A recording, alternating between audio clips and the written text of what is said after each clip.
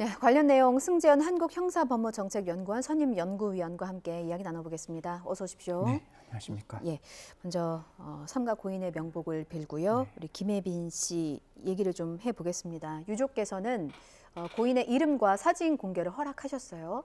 가해자보다 혜빈이가 더 기억되길 바란다라는 마음이셨습니다. 국가는 언제나 가해자의 편이 아니라 피해자의 편에 서 있어야 한다는 약속을 제가 드리겠습니다. 뿐만 아니라 지금 유족께서 많은 말씀을 하십니다. 피해 보호 지원 체제가 복잡하고 어렵다, 또 충분하지 아니하다. 예. 최원종이 재판 과정에서 혹시 심신미약이 될 수 있는 가능성이 있지 않느냐. 확정 판결이 나온다 할지라도 가석방이 가능하지 않느냐 이런 말씀 나오시는데요. 공소유지가 최선을 다해서 제대로 된 필벌을 할 수 있도록 엄벌을 할 수 있도록 저도 옆에서 지켜볼 것이고 예. 만약에 무기징역이 나오더라도 가석방 되는 부분에 있어서 가석방 심사위원회가 거쳐져야 되니까요. 그런 경우에서 가석방 되지 않도록 저도 옆에서 끝까지 지켜볼 것이다. 뿐만 아니라 피해자 보호 지원 체계는 정말 목숨 걸고 그 지원 체계를 확실하게 만들어서 절대로 피해자가 부족하지 않고 완전하고 충분하게 일상을 회복할 수 있도록 만들겠다라는 약속 드리도록 하겠습니다. 예, 알겠습니다. 유족께서 답답해하고 계시는 부분들 말씀을 해주셨는데 저희가 하나씩 좀 짚어볼게요. 일단 먼저 말씀해주신 피해자 지원과 체계가 좀 부족하다 이런 부분을 유족께서도 굉장히 답답해하셨는데 어떻게 개선이 돼야 됩니까? 사실 대한민국에는 범죄 피해자 보호법이라는 게 있습니다. 범죄 피해자 보호법에 따르면 범죄 피해자 중에서 사망한 유족이나 그다음에 장애를 입거나 그다음에 중상해가 입히면 국가에서 여러 가지 지원 체계를 하고 있습니다. 예. 그 지원 체계가 유족 같은 경우에는 뭐 24개월에서 48개월 사이에 있는 평균 임금을 가지고 이제 그 유족에게 지원금을 주고 있는데요. 사실 유족의 입장에서는 이런 지원금보다 지금 당장 치료를 해야 되는 과정이 있을 것이고 지금 또 예를 들어 지금은 굉장히 많이 편찮으셨다가 유명을 달리했지만 바로 또 이렇게 사망하시는 분들의 입장에서는 바로 이제 장례를 치러야 되는 부분들이 있는데 이런 부분들이 저희들은 최선을 다해서 이제 적극적으로 지원하고 있지만 또 그 절차가 굉장히 복잡하다라는 이야기를 많이 들었습니다.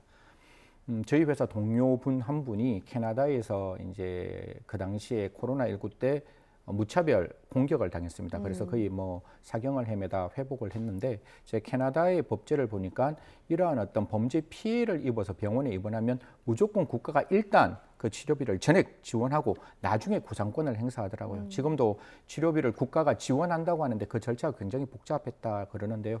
이러한 어떤 그 의료보험 체계를 조금 바꾸어서 적어도 국가가 지켜주지 못했잖아요. 국가가 범죄를 예방해야 되는데 범죄가 발생한 피해자가 어떤 치료를 받을 때는 국가가 의료보험이 1차적으로 적용돼서 완벽하게 치료를 받고 난 다음에 그 다음에 가해자에 구상할 수 있는 방법 또 그러한 유족의 지원금이 좀 부족합니다. 부족한 부분 넉넉하게 좀 이렇게 갔으면 좋겠고 한 가지만 더 말씀드리겠습니다.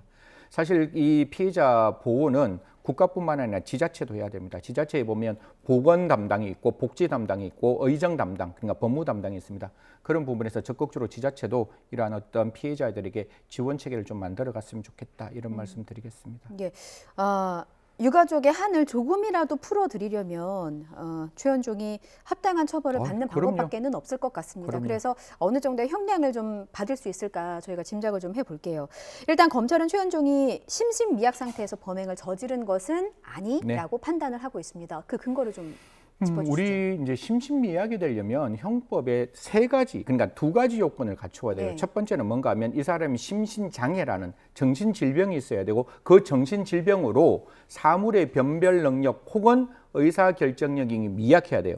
그랬을 때 우리는 심신미약이라고 판단하지만 강서구 PC방 케이스 때문에 법을 바꾸었습니다. 그러한 심신미약이라 할지라도 옛날에는 필요적으로 감경했는데 이제는 임의적으로 감경하는 겁니다. 판사가 감경할 수도 있고 감경 안 할 수도 있다. 그럼 지금 같은 경우에 그 최원종이 심신장애가 있느냐, 즉 정신질병이 있느냐, 그리고 그 범죄 당시입니다. 그 범죄를 딱 하는 당시에 과연 의사결정 능력 혹은 그 다음에 뭐 저 사물의 변별 능력이 있었느냐 확인하고 그게 된다 할지라도 법원의 입장에서는 그 형을 감경 안 할 수가 있으니까요. 예. 거듭 말씀드리지만 제대로 된 필벌과 엄벌을 하기 위해서는 지금 수원지검에 있는 그 검사도 이야기했는데 이건 직관이라 그래가지고 수사한 검사가 직접 공판에 들어가서 예. 그 공판을 조금 이렇게 진행했으면 좋겠어요. 그래서 내가 이렇게 수사해봤는데 그때 최원종 절대로 심신미약 아니었다. 이런 점들을 고려한다면 심신미약 아니니까 제대로 판단해 주십시오라고 해서 판사를 설득시켜야 돼요. 그래서 당해 수원지검에서는 좀 이런 사건 저는 뭐 수원지검장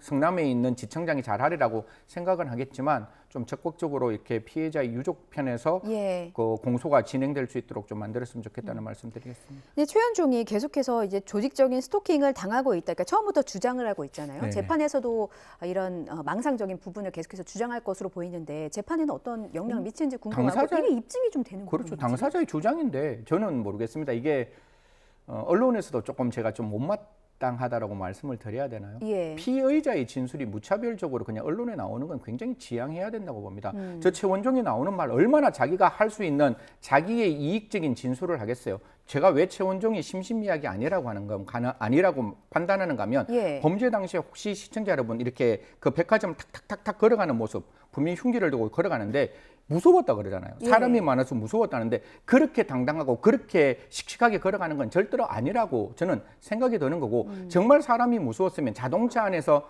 오늘 사망했는 김혜빈 씨가 정말 저는 마음이 아픈데 거기서 거쳐졌어야 돼요. 그 백화점 안에까지 들어간다는 거는 그는 사람이 더 많은 거잖아요. 예. 그런 부분은 저는 용납이 안 된다라고 생각하는 거고 그다음에 나중에 우리가 이야기하겠지만 그런 이야기합니다. 법원 그러니까 재판을 받는 과정 속에서 반성문을 쓴다는데 예. 내가 했는 행동이 잘못되지 않았다고 생각한다면 정말 저 망상장애라면 반성문 쓸 필요 없죠. 자기는 진짜 그렇게 다른 사람으로부터 공격받았기 때문에 정말 자기가 살기 위해서 그렇게 범죄를 저질렀다면 이건 잘못된 거 아니잖아요. 반성문이란 말 자체가 나올 수 없는 부분이에요. 예, 이런 부분을 저희가 한번 듣고 가죠. 그럴까요? 왜냐하면 검찰로 예. 송치되는 과정에서 그런 네. 말을 한 게 있거든요. 저희 한번 들어보겠습니다.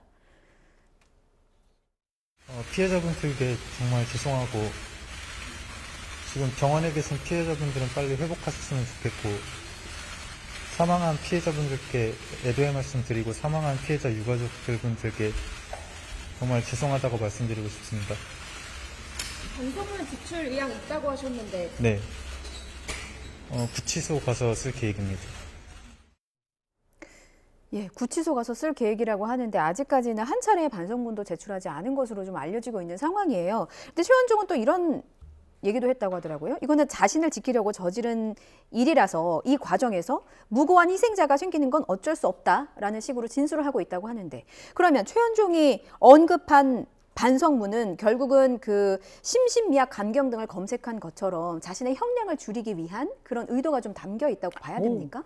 제가 봤을 때 옆에 분명히 변호사가 있었을 것이고 변호사가 있었으면 어떠한 질문이 나오는 걸 대비했을 것이고 그 대비한 질문에 대한 답변이었고 지금 보면 굉장히 이성적 판단을 통해서 이야기를 하는 거잖아요. 정확하게 기자의 질문에 정확한 대답을 하는 걸 보면 뭐 지금 검찰이 이야기했듯이 저는 심신미약으로 보기는 좀 어렵지 않느냐. 만약에 심신미약으로 정말로 법원이 봤다 할지라도 저는 이 정도의 시민들에게 흉악한 범죄를 일으킨 사건에 대해서는 예. 법이 옛날에는 필요적 감경이었는데 지금 임의적 감경이라서 저는 감경 안 했으면 좋겠다는 말씀까지 덧붙이도록 하겠습니다. 예. 끝으로 이거 한번 여쭙고 싶어요.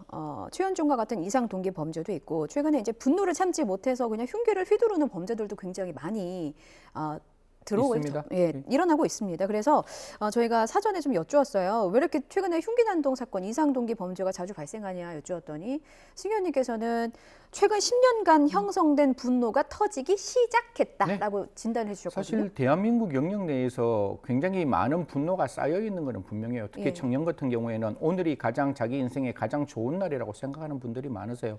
저희만 하더라도 오늘보다 나은 내일이 존재를 했는데 오늘 모든 어떤 세상을 올라가는 신분의 사다리도 끊겼죠. 그리고 뭐 자기가 열심히 일한다고 해서 하나의 보금자리조차도 만들 수 없는 정말 상상할 수 없는 집값이 올라와 있는 등을 생각하면 분명히 좌절이 있을 수 있을 것 같아요. 그런 어떤 좌절을 가지고 딛고 일어설 수 있는 환경이면 괜찮은데 그게 절대로 딛고 일어설 수 없는 허들인 거거든요. 그러면 좌절이 발생하고 그 좌절이 코로나19 때문에 혼자 살아왔을 거예요. 그러면 그 좌절을 계속 이렇게 분노로 만들어 왔을 것이고 그 분노가 어떤 트리거, 그거는 음주가 될 수도 있을 것이고 그게 마약이 될 수도 있을 것이고 그게 그 성격 장애일 수도 있을 것인데 그런 어떤 트리거로 세상 밖에 나오고 있으니까 지금 딱 한 가지만 말씀드리겠습니다. 지금 이런 어떤 분노 범죄와 그 묻지마 난동을 조금 이렇게 줄이기 위해서는 경찰만의 힘으로는 절대로 되지 않습니다. 경찰뿐만 아니라 지자체뿐만 아니라 민간이 함께 가야 되는데요. 요번에 안산시하고 저 경기 남부청하고 이렇게 협업을 했는 게 있는데요. 같이 경찰청은 경찰청이 할 일, 지자체가 하는 지자체가 할 일, 또 민간이 할 일은 민간이 할 일을 정확하게 꼼꼼하게 이렇게 연결을 지어서 24시간 동안 지역 치안을 좀 만들어 갔으면 좋겠다. 지금은 함께 더불어 연대하는 시간이 필요하다는 말씀 드리겠습니다. 예, 지금 여러 승현이뿐만 아니라 여러 전문가들 통해서도 그런 그 원인에 대한 진단이 나오고 있으니까 그에 따른 대책도 곧 갖추어지리라 생각을 해봅니다. 다음 주제로 넘어가서요. 스쿨존 얘기를 좀 해볼게요.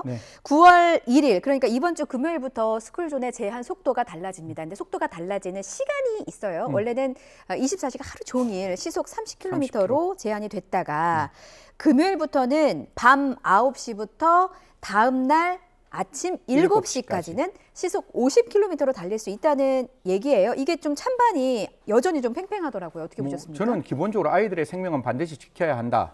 그게 속도와 교통의 편의보다 아이의 생명이 훨씬 더 중요하다는 것은 변하지 않습니다. 다만 지킬 수 있는 시간에 지키면 되지 지킬 수 없는 시간까지 우리는 지켜야 한다라고 우리에게 강요를 했잖아요. 아이의 생명을 지키는 건 아이의 등교와 하교 시간이 가장 중요한 것이지 저녁 12시에 무슨 아이들이 존재를 하겠어요. 그러니까 그 시간에는 좀 그 속도를 풀어주는 거는 저는 탄력적인 어떤 정책으로 필요하다라고 보는 것이고 제가 봤을 때는 오후 9시부터 오전 7시잖아요. 저는 일찍 등교하는 학생들이 있을 수 있어서 7시보다는 6시 정도까지만 좀 했으면 어떨까. 차라리 저녁 시간을 9시를 8시로 조금 이렇게 당기는 방향 그런 부분들은 공청회나 어떤 시민들의 의사를 합쳐서 좀 이렇게 시간을 정하되 저는 50km가 우리가 보통 도로에서 50km잖아요. 그렇게 시간 탄력도를 회복하는 거는 운전자를 위해서 필요하다. 하지만 어린이 보호구역에서는 그럼에도 불구하고 운전자분들께서는 아이들의 생명이 중요하다는 생각에 조금 더 적극적인 주의 의무를 기울여 주셨으면 좋겠다는 말씀 드리겠습니다. 저희 그래픽에게도 나갔는데 이게 전국의 모든 스쿨존에 적용되는 건 아니어서요. 혹시 시청자 여러분께서도 자주 다니시는 길이 있으시다면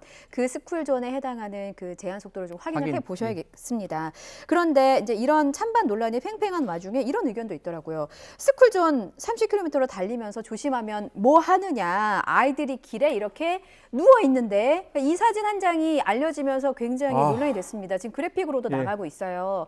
횡단보도 위에 누워서 차들이 지나가는데 버젓이 이런 화면들이 나가면서 이제 논란이 좀 커졌거든요. 이게 대체 어떻게 된 일이냐. 저 너무너무 화가 나는데 아이들이 저런 행동을 하는 것 자체에 대해서 왜 우리 어른들은 저 아이들에게 따끔하게 이야기를 못하는지 그건 학교에서도 따끔하게 이야기해야 되고 부모님들은 진짜 대우각성하시고 이야기를 하셔야 됩니다. 우리 아이의 생명은 전지구상에서 어떠한 가치와 이념보다 중요하잖아요. 저러다가 사고 나면 아이들은 자동차보다 약해요. 약한 아이들은 자동차에 부딪히면 분명히 좀 죄송하지만 사망하거나 중상을 입을 수 있는 환경이 있기 때문에 저런 부분에 대해서는 학교와 부모가 정말로 따끔하게 아이들에게 혼내는 게 필요하다는 말씀 드리겠습니다. 아이의 생명을 지키기 위해서 그런 어떤 지도를 하는 것 저는 절대로 이거 아동학대가 아니라고 생각하기 때문에 저런 행동 절대로 막아야 한다는 말씀 드리겠습니다. 저는 저 사진 보면서 아이들의 손에 핸드폰이 없었다면 이런 행동을 했을까라는 의구심이 좀 들기도 했습니다. 이게 치기 어린 어떤 공명심도 아이들에게는 있었던 것 같은데 지금 뭐 챌린지 형태로 아이들에게 돌고 있다는데 절대로 지금 막아야 하는 일이라고 생각합니다. 그럼요.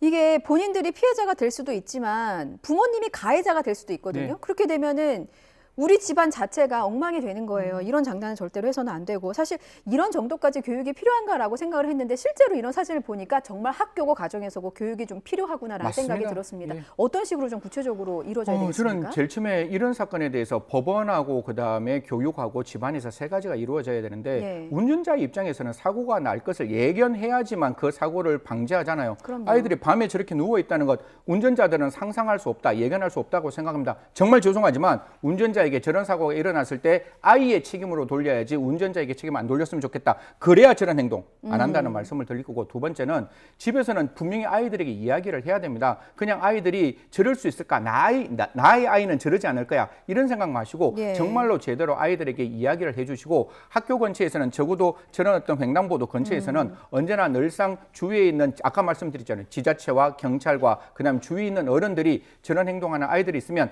바로 가서 저런 행동을 제지하는 예. 어떤 사회의 공동체의 연대가 반드시 필요하다는, 아이의 생명을 지켜야 돼요. 그렇기 때문에 반드시 필요하다는 말씀 드리겠습니다. 예, 교육당국이 자체 조사한 결과 별 이유 없이 행동한 것이다라고 학생들은 네. 답을 했다고 합니다. 다시는 이런 뉴스 전하지 않기를 바라겠습니다. 지금까지 승재현 한국형사본부정책연구원 선임연구위원과 함께했습니다. 잘 들었습니다.